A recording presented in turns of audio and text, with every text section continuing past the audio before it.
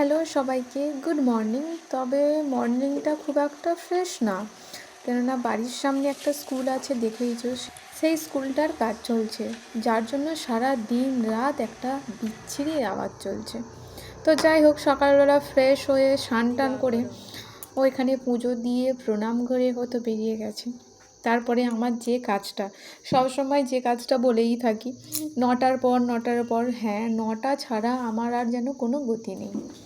9টা না বাজলে আমি একটু নিজে ভালোভাবে ফ্রেশ তো হতেই পারি না, আর অন্য কাজগুলো তো ব্যাস হয়েই গেল, ওখানেই আটকে থাকে। তো অফিসে বেরিয়ে যাওয়ার পরে বাজারগুলো সব বের করে দেখছি যে কি বাজারে কি এসছে। শীতকাল মানে প্রচুর প্রচুর শাক আর সবজি, সবাইয়ের প্রিয় সবজি এই মনে হয় সময়টাতে, মানে শীতকালে পেয়েই যায় সবাই। নিয়ে এসছে মূলো, পালং শাক, ধনে পাতা, তারপরে কাঁচা লঙ্কা, আরও সব সবজি। তো তবে জানো তো, আগে না আমি শাক সবজি তেমন কিছুই খেতাম না। আস্তে আস্তে সময়ের সাথে সাথে অনেক কিছু খাওয়া শিখেছি, আর রান্না করতে গেলে একটু আধটু তো খেতেই হবে। বাটা মাছটা আমার বেশ পছন্দের, আমার থেকে বেশি পছন্দ রাহুলের। ও বেশি পছন্দ করে নদীর মাছের থেকে, মানে দেশি মাছগুলো ও খুব ভালো পছন্দ করে, ও খেতে ভীষণ ভালোবাসে। আজ যখন আমি সকালে রান্না করেছিলাম প্রায় 7টার দিকে, তো তখন তো বাজার আসেনি, যার জন্য ফ্রিজে যে সবজি মাছ ছিল সেই দিয়েই ওর লাঞ্চটা রেডি করে দিয়েছিলাম। করেছিলাম ওলকপি আর ফুলকপি, তার সাথে শিম দিয়ে মাছের ঝোল করেছিলাম, আর উচ্ছে আলু মাছের মাথা দিয়ে একটা চচ্চড়ি বানিয়েছিলাম। আর পাস্তা বানিয়েছিলাম ওর টিফিনের জন্য, টিফিন খেয়ে ও বেরিয়ে গেছে। এতক্ষণে আমার খাওয়া হয়নি, এবারে হবে। যেটা হয়, প্রথমে সকালবেলা আমি খাই আমলকির রস, ওর সাথে একটু আদা দিলে আদা, গোলমরিচ দিলে গোলমরিচ, আর আমলকির রসটা খাই। ওটা আমার রেগুলারই হয়। যখন আমলকি পাওয়া যায় না তখন লেবু আর মধু। তো এইভাবেই আমার সকালটা শুরু হয়। তারপরে আমার টিফিন খেতে খেতে প্রায় বেজে যায় 11:30। যখন মা স্কুল থেকে আসে তখন আমাদের সবার একসাথে টিফিন হয়। আজকে লাউটা দেখে ভাবলাম না যে লাউ চিংড়ি বানাবো, লাউ ও অফিস থেকে ফিরলে রাত্রেবেলা বানাবো, কেননা যেহেতু সকালবেলা যা রান্না হওয়ার হয়ে গেছে, দুপুরবেলা হলেও ও তো ফিরবে সেই রাত্রে, আর যে লাউ খেতে এত বেশি ভালোবাসে, ভাবলাম যে রাতেই লাউ আর চিংড়িটা বানাবো। ছোটো ছোটো চিংড়ি মাছ নিয়েছে, ওটাও নদীর মাছ, মানে চিংড়ি মাছটা নদীরই। আর নিয়েছে এখানে, মানে এই চিংড়িটা না, আরেকটা চিংড়ি আছে, এটা ছোট ছোট চিংড়ি, ফুল চিংড়ি বলে। তো যাই হোক, এটা ভাজাও খেতে ভালো লাগে, কোনো রকম সবজি টবজি করলেও ভালো লাগে খেতে। সব কাজ সামলে বাজে 10টা 40। আগের দিনে যে ব্রেডটা নিয়ে এসেছিলাম সেই ব্রেডটাই আজকে খাবো। হ্যাঁ, কেননা আমার সব কিছু এত স্লোতে সব কিছু চলে যে ব্রেডটা আজকের ডেটে পুরো ডেট ফেল হয়ে যাবে, তাই ভাবলাম পুরোটাই খেয়ে নিই। ছিল 5 পিস, 1 পিস যেটা সেটা নিয়ে নিই। আগে আমরা যখন পুরানো বাড়িতে থাকতাম তখন আমাদের বাড়িতে না অনেক রকমের পাখি আসতো, আর ওই পাখিগুলোর জন্য যে বিস্কিটগুলো বাজারে কিনতে পাওয়া যায় না, যে ভাঙা গুঁড়ো গুঁড়ো থাকে, তো ওই বিস্কিট আমাদের প্রত্যেক সপ্তাহে লোক দিয়ে যেত বাড়িতে পাখির খাওয়ানোর জন্য।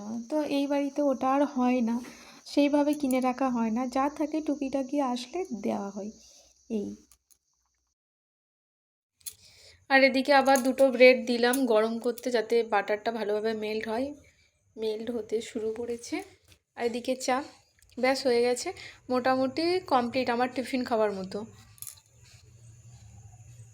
তবে জানো তো, এখন চাটা যেন একটা নেশা হয়ে গেছে।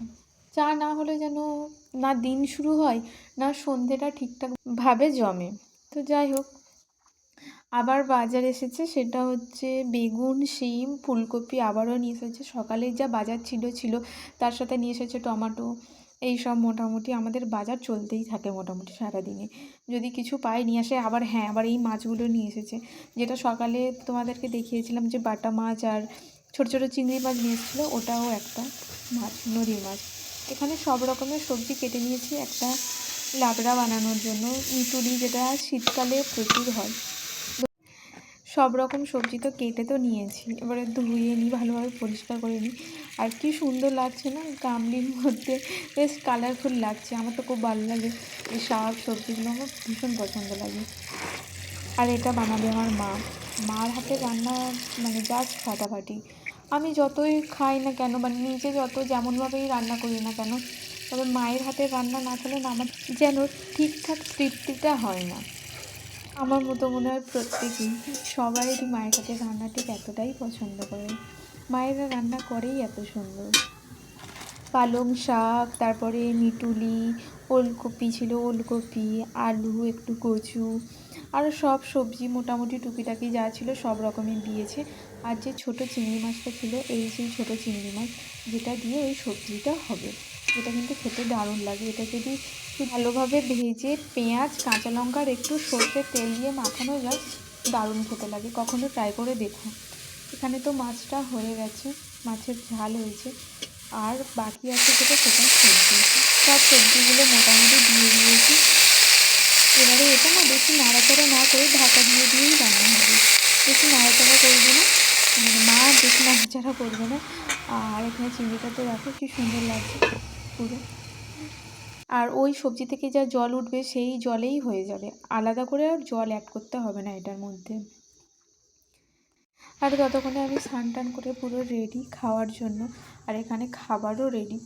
ওদিকে মা বাড়ছে ভাত, গরম গরম ভাত। আমার তো গরম যে কোনো খাবার খেতে ভালো লাগে, বিশেষ করে ভাতটা খুব পছন্দ করি আমি গরম গরম খেতে। আর আমার দিদাও আমার মতো পছন্দ করে, মানে দিদার আর আমার প্রায় একরকমই পছন্দ, অনেক কিছুতে অনেক মিল রয়েছে দিদার আর আমার। তারপরে আছে মাছ, যে মাছের ঝাল যেটা দেখালাম সেই মাছের ঝাল। তো যাই হোক, এবারে দুপুরের খাওয়া দাওয়াটা তাহলে একেবারে শেষ করি। দেখা হবে অন্য কোনো ভিডিওতে। ততক্ষণ তোমরা ভালো থেকো। টাটা সবাইকে।